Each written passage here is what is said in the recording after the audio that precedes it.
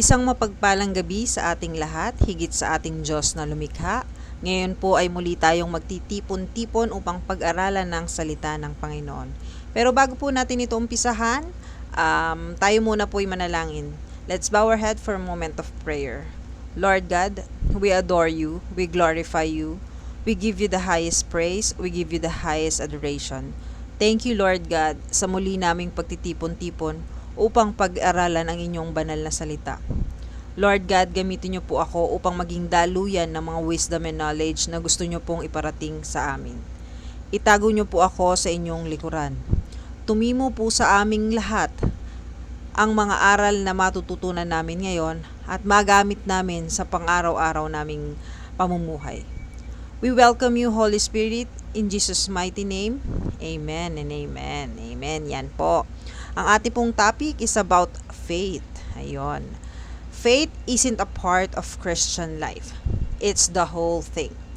Faith is believing in the Word of God and acting upon it no matter how I feel because God promises a good result. Amen. Now, let me introduce po ang isang napakatinding pananampalataya po na makikita o mababasa natin sa Biblia. Ito po ay ang Wall of Jericho na mababasa sa Joshua chapter 6 verse 1 to 27. Amen. Ang pagbagsak ng Jericho. Yan. Pwede nyo po yang mabasa. Ngayon po, let's discuss po. Napakaganda ng kwento ng Wall of Jericho. Ano po? Ito po ang isang matibay na example ng faith kay Lord. Na tanging instruction lamang po ang binigay ng Panginoon kay Joshua. Makikita po natin yan sa Joshua chapter 6 verse 2 to 5. Ayun. Sinabi ng Panginoon kay Joshua, ipapasakop ko sa inyo ang Jericho, pati ang hari at mga sundalo nito. Ikaw at ang mga sundalo mo ay iikot sa lungsod ng isang beses sa bawat araw, sa loob ng 6 na araw. Pauunahin mo sa kahon ng kasunduan ang 7 pari na may pari na ang bawat isa sa kanila ay may dalang trompeta. Sa ikapitong araw, iikutin nyo ang lungsod ng 7 beses kasama na ang mga paring nagpapatunog ng mga trompeta nila. Kapag narinig nyo na ang mahabang tunog ng trompeta nila, sisigaw kayong lahat ng malakas. Pagkatapos, guguho ang pader ng lungsod at makakapasok kayong lahat ng walang hadlang. Ayun, amen po. Diba, instruction lamang po ang binigay ng ating Panginoon kay Joshua upang masakop nila o mapasok nila ang Jericho. Amen and amen. Na kung paano po nila magagapi ang hari at ang Wall of Jericho. By the way po, ang Wall of Jericho ay may 40,000 or ang 40,000 square meter na pamayanan na napapalibutan ng napakalaking pader ng bato na may taas na 12 feet, 12 feet or 1.8 meter or 5 feet in 11 in wide sa kanyang base na nasa loob nito ay may batong tore na may 28 feet ang taas. Amen. 12 feet po yung taas. Hindi rin lang po yun isa. Na meron yung staircase din po. Merong hagdanan sa loob na may 22 stone step. Nasa loob po yun. 2 po ang wall neto. Isang outer wall. Tapos sa gitna niya is yung paslant na lupa. And then ang paslant ang gawa ng lupa. Then another wall. Yung inner and upper wall nila na kung makikita natin talaga namang napakahirap pasukin at gibain. Ang kapal din po ng pader nito. Pero syempre, nothing is impossible with God. Kahit yung imposibleng magagawa, nagagawa po yan ni Lord. Basta hingin lang po natin ng patnubay at gabay ng Panginoon. Amen. Israelites had already spent 40 years in the desert because they didn't trust God the first time He wanted to bring them in. Now, they are trusting God. Napakalaking test ito ng faith nila. Tapos, ang i-conquer mo is yung napakalaking city. Kumbaga, noong mga panahon na yan, at napaka-imposibleng masakop, yan po yung Jericho. Dahil sinasabi, ang Wall of Jericho ay may kapal na kaya mo nang magpatakbo ng karo sa itaas. Ganon katindi mga kapatid ang pader ng Jericho, na isang miracle na nga lang po, isang miracle na nga naman kung tutuusin para matalo at mapasok o matibag mo yung pader na yon. There are things that God wants us to do, and it is not easy to follow God. There are lots of obstacles that we need to defeat in our lives so we can become powerful Christian who can be with Jesus and change the world. The Wall of Jericho represents growing opportunities for us to get closer and deeper our relationship with our God. Always remember that God allows trials, difficulties, obstacles in our lives because He already knew that we can overcome them by God's strength because of our faith in Him. Amen and amen mga kapatid. Pero syempre, we need to have faith in our God. Another is God never put a wall of Jericho in our lives to defeat us. Tandaan po natin yan mga kapatid. And any test we face is to make us stronger, not grind us to the dust. Sabi nga sa 1 Corinthians chapter 15 verse 57, "But thanks be to God who gives us the victory through our Lord Jesus Christ." Amen. So, paano natin gagawin yan? Kailangan nating harapin yung wall of Jericho ng buhay natin. At isapuso natin na kaya natin itong matalo, kaya natin itong tibagin, kaya nating itong pasukin kasama ang ating Panginoong Jesus. Amen po, di ba? Amen. Ito mga kapatid, totoo to. Sa bawat oras na nais ng Diyos na dalhin tayo sa new level ng paglalakbay natin kasama si God, parating may dumarating na pader na tila sa panahong yon hindi na malulutas. It's either financial, resources, sa health issues natin, na humahad lang sa atin upang makarating sa kung saan natin gustong marating at need nating mamili. Pwede nating i-press forward and have faith with God na mapagtagumpayan natin ito, or ipipress natin yung remain where I was and eventually start going backward, mag-backslide. Iyon. Amen. Parati kong pinipili yung to go forward po, yung ipipress ko yung go forward. And those times that I reminded na ang Panginoon ay sobra ang pagtsatsaga sa akin. Sobra yung love na binibigay niya sa akin.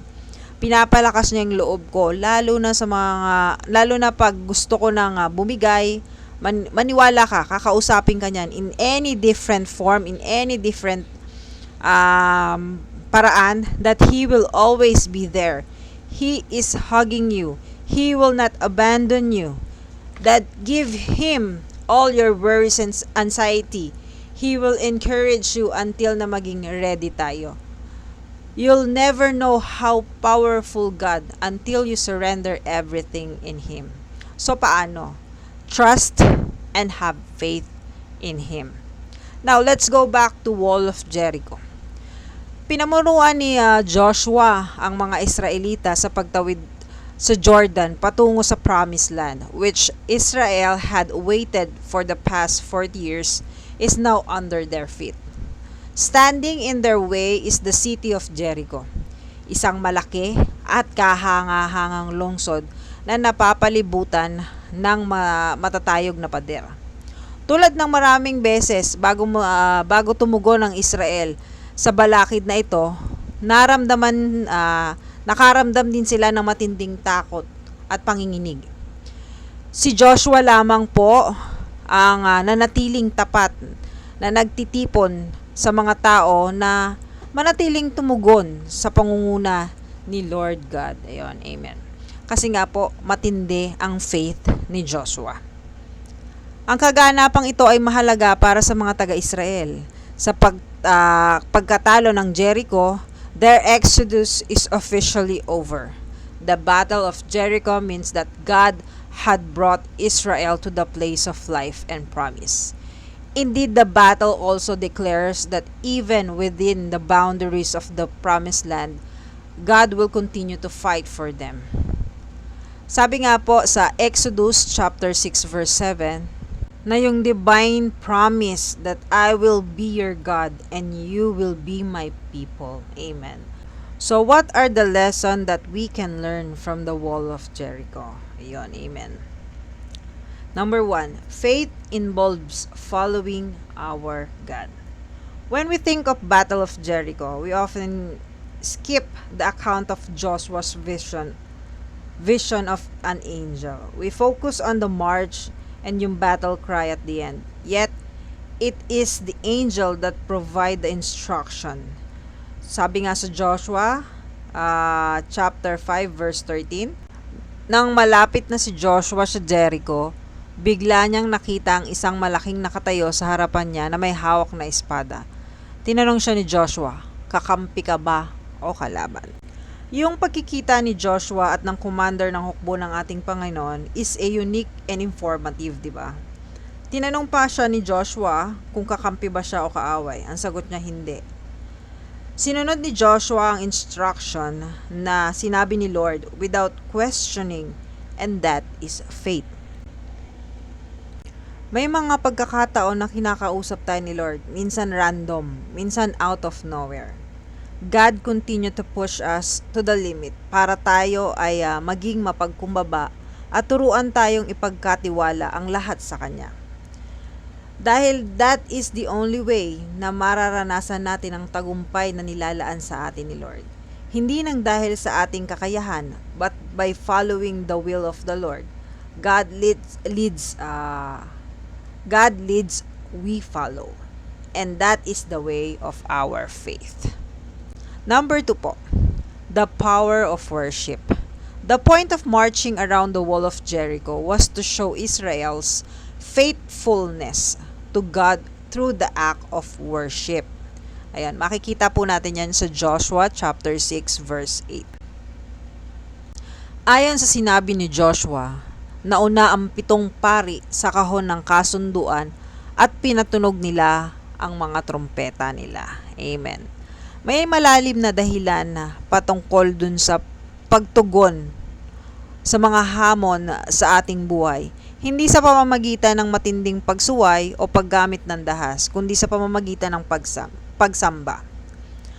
Worship places us to the appropriate disposition before our Lord. We look to the Lord's strength, not ours. Sa ating pagsamba, we recognize that Lord God alone can provide the way forward. Amen. Number 3 po, the power of silence. Joshua instruct the people to make no battle cries as they travel around the city. In military strategy, battle cries were understood to be an important element in obtaining a victory over enemy. Amen. The more fearsome you cry, the more intimidating you appear to your opponent. Tama po, di ba? So why did the Lord instruct silence? Silence does three things. Ayan. Silence allow us to listen to the voice of the Lord who goes before us. Israel marched in silence to acknowledge the Lord who went before them. And that is faith. Number 2, in silence, Israel marched in an attitude of faith. The battle would not be won by their shouts, but by listening to the voice of the Lord.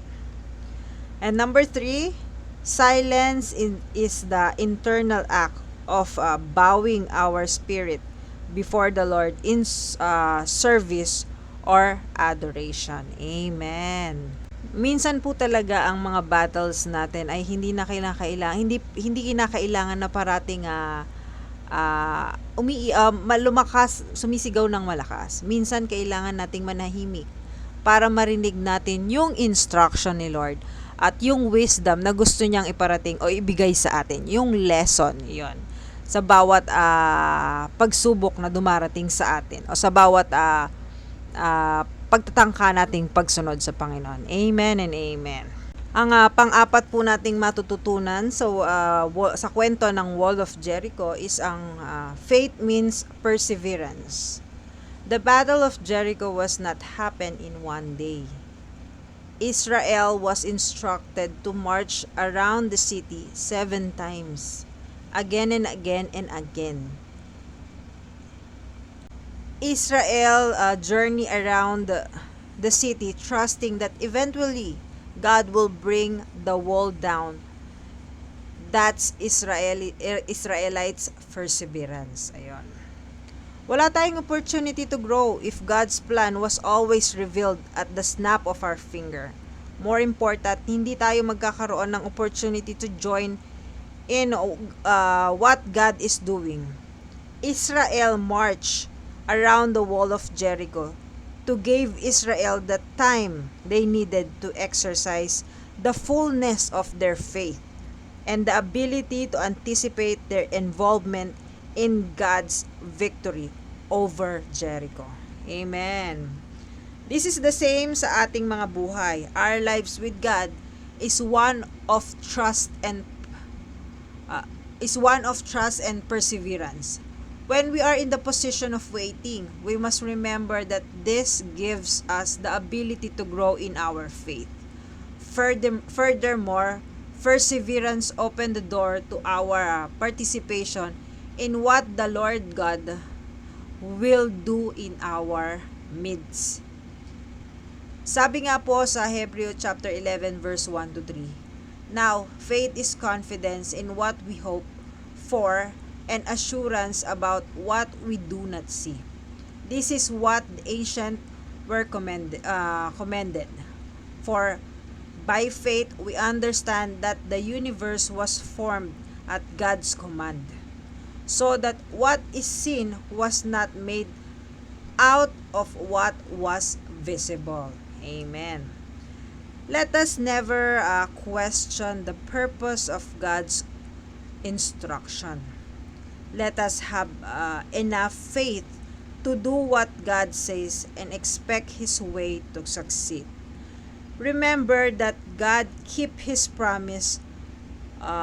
All we need to do is have faith na kahit kasing laki pa ng Jericho ang pinagdadaanan natin, have faith in Him.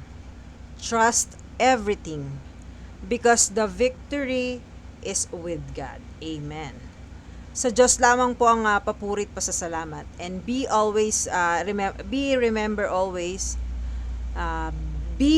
Joshua in this world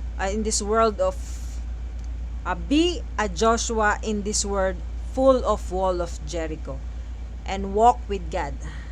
Silence to hear His voice and shout His name to break every wall that blocks our way. Amen and amen. Praise God po, at God bless us all po sa ating lahat. Amen and amen. Thank you po.